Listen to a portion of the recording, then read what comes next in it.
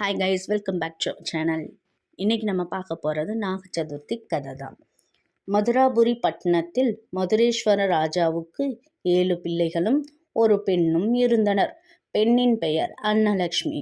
மிக மிக செல்லமாக வளர்ந்த அன்னலக்ஷ்மிக்கு திருமணம் நடந்தது.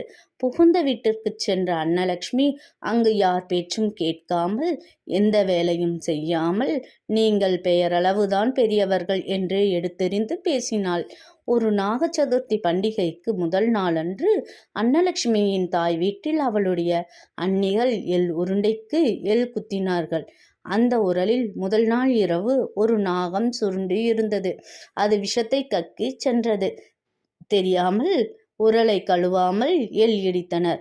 அன்னலட்சுமியின் தாயாரும் மற்றவர்களும் மறுநாள் நாக சதுர்த்தி விரதத்திற்காக நெய்வேத்தியத்திற்கு எடுத்து வைக்காமல் அதை சாப்பிட்டுவிட்டு படுத்தார்கள். அதனால் விஷம் உடலில் பரவி எல்லோரும் இறந்து போனார்கள். காலையில் ஊரார் கண்டு அதிர்ச்சி அடைந்து அன்னலட்சுமிக்கு கடிதம் எழுதினர். விவரம் அறிந்த அன்னலட்சுமி மிகவும் துயரப்பட்டாள். முரத்தை தொப்பென போட்டேன், முகாரி கேட்டு நேர்ந்தேன். வரட்டியை தொப்பென போட்டேன், வாட்டும் செய்தியை கேட்டேன். விறகை தொப்பென போட்டேன், வயிறு எரியும் செய்தியை கேட்டேன் என அரற்றிக்கொண்டே காட்டிற்கு போனாள். அவள் துக்கம் கண்ட பார்வதியும் பரமேஸ்வரனும் காட்சி தந்து, நீ செய்த அடாத செயல்கள்தான் இந்த துயரங்களுக்கு காரணம் என சொல்லி அன்னலட்சுமி மனம் திருந்தி மன்னிப்பு கேட்டாள். பார்வதி தேவியும் மன்னித்து அங்கேயே நதியில் குளிக்க வைத்து செம்பிலி, மாவிளக்கு, முளைப்பயிறு எல்லாம் கொடுத்து பிள்ளையார், நாகப்புற்று, அரசமரம், வேப்ப மரம் எல்லாம் இருக்கும் இடத்தில் நோன்பு செய்ய வைத்து புற்றுக்கு தளிவூற்றி புற்று வைத்து, நீ தாய் வீடு சென்று கதவிற்கு பூஜை செய், கதவு திறந்து கொள்ளும். பூஜை செய்த அச்சதையை வீடு முழுவதும் தூவி எல்லோரும் உயிர் பெறுவர் என அருளினாள். அவ்வாறே செய்ததும் அனைவரும் எழுந்தனர்.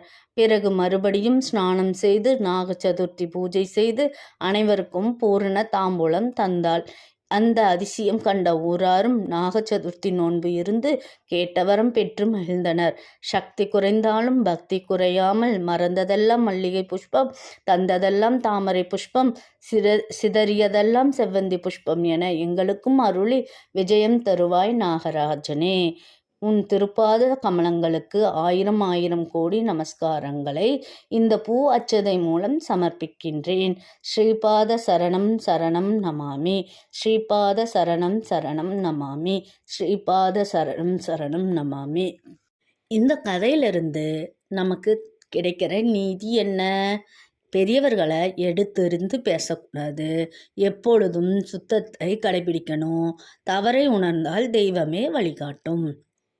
நாக சதுர்த்தி அன்னைக்கு நம்ம சாமி கும்பிட்றோம். அது எதனால எப்படி கும்பிடணும் அப்படின்னு பார்த்தா, அரச மரம், வேப்ப மரம், நாகப்புற்று, மண், பால் ஆகியவை சேரும் இடம் மற்றும் நாக சதுர்த்தி திதி இணைந்தால் இறந்த உயிர்கள் எழுகிறது எனும் உருவகம் மூலம் நமது உடலில் உயிர் செல்கள் புது வலு பெறுகிறது என பொருள்படும். இதன் பலனாக பெண்களுக்கு கர்ப்பப்பை சுத்தமடைந்து மகப்பேறு பாக்கியம், கர்ப்பப்பை வலு ஆகிய உன்னத பலன்களை தருகிறது. நாகமைய பாட்டின் மூலம் குஷ்டரோகம் கூட குணமாகும் எனும் செய்தி அறிகிறோம். சரும வியாதிகள் குணமாகும். மொத்தத்தில் அந்த நேரத்தின் சுவாசம் சர்வரோக நிவாரணமாக இருக்கிறது என அறியலாம்.